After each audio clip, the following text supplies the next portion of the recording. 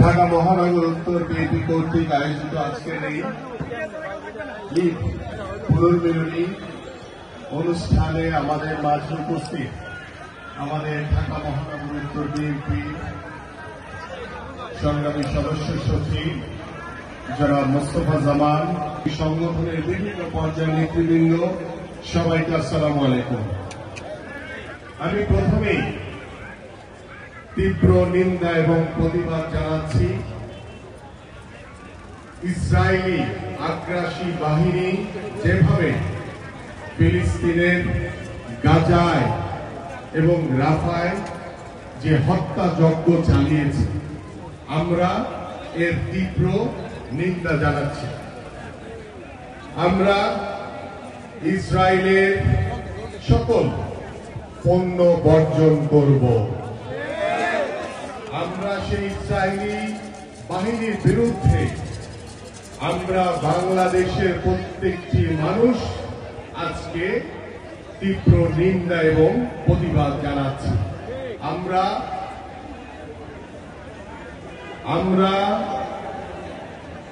এই গাজায় এবং রাফায় যে হত্যাযজ্ঞ চালিয়েছে ইসরায়েলি বাহিনী, আমরা যাদেরকে হত্যা করা হয়েছে আল্লাহ পাক তাদেরকে শহীদি মর্যাদা দান করুক, তাদেরকে জান্নাতবাসী করুক, এই দোয়া করি।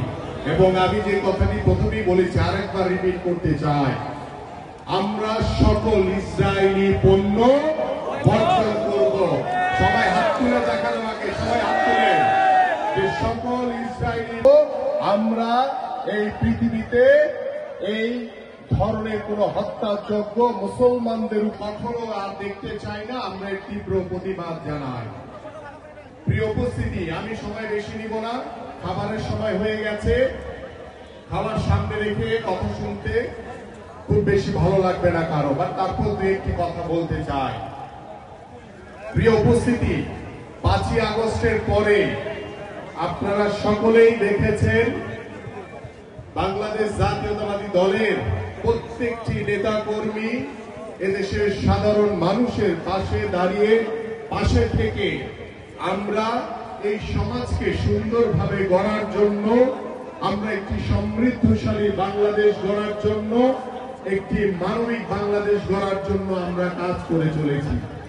গত 17 বছর বাংলাদেশের মানুষের উপরে এই স্বৈরাচার সরকার যেভাবে জুলুম, নির্যাতন, নিপীড়ন চালিয়েছে, আমাদের ভাইদেরকে গুম করেছে, হত্যা করেছে, আমরা সকল গুম, খুন এবং গত জুলাই আগস্টে আমাদের যে সকল ভাইদেরকে শহীদ করেছে এই অবৈধ ফ্যাসিস্ট সরকার, আমরা বাংলাদেশের মাটিতে সেই স্বৈরাচার শেখ হাসিনার ফ্যাসিস্ট অবৈধ মন্ত্রী, এমপি সহ সকল প্রশাসনের যারা আজ্ঞাবহ, সকলের বিরুদ্ধে আমরা তীব্র নিন্দা এবং তাদের সকলের আমরা বিচার দাবি করছি।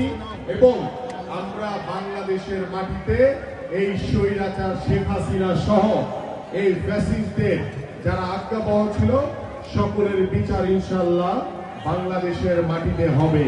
এবং বাংলাদেশের রাষ্ট্র কাঠামো সংস্কারের জন্য আমাদের মাননীয় ভারপ্রাপ্ত চেয়ারম্যান জনাব তারেক রহমান যে রাষ্ট্র কাঠামো মেরামতের 31 দফা দিয়েছেন, যে সংস্কারের প্রস্তাবনা দিয়েছেন, আমরা বিশ্বাস করি এই অন্তর্বর্তীকালীন সরকার গত 6 মাসে রাষ্ট্রীয় প্রতিষ্ঠানগুলোতে স্থিতিশীলতা আনতে পারে নাই। আমরা বিশ্বাস করি আমাদের যে রাষ্ট্র কাঠামো মেরামতের যে 31 দফার রূপরেখা দেওয়া হয়েছে, সেই রূপরেখা বাস্তবায়নের মাধ্যমে বাংলাদেশের সকল রাষ্ট্রীয় প্রতিষ্ঠানে স্থিতিশীলতা ফিরে আসবে। কিন্তু সেটির আগে একটি করণীয় আছে। আমরা দেখতে পাচ্ছি বাংলাদেশের মানুষ দ্রুত সময়ের ভিতরে নির্বাচন দেখতে চায়। বাংলাদেশের মানুষ পরিপূর্ণভাবে গণতন্ত্র প্রতিষ্ঠা করতে চায়। বাংলাদেশের মানুষ পরিপূর্ণভাবে জনগণের ভোটের অধিকার নিশ্চিত করতে চায়। বাংলাদেশের মানুষ পরিপূর্ণভাবে স্বৈরাচারের রেখে যাওয়া রাষ্ট্র কাঠামো, রাষ্ট্রীয় প্রতিষ্ঠানগুলোকে পরিপূর্ণভাবে সংস্কার করতে চায়। সেটি তখনই সম্ভব যখন বাংলাদেশে একটি অবাধ, সুষ্ঠু, নিরপেক্ষ নির্বাচন হবে।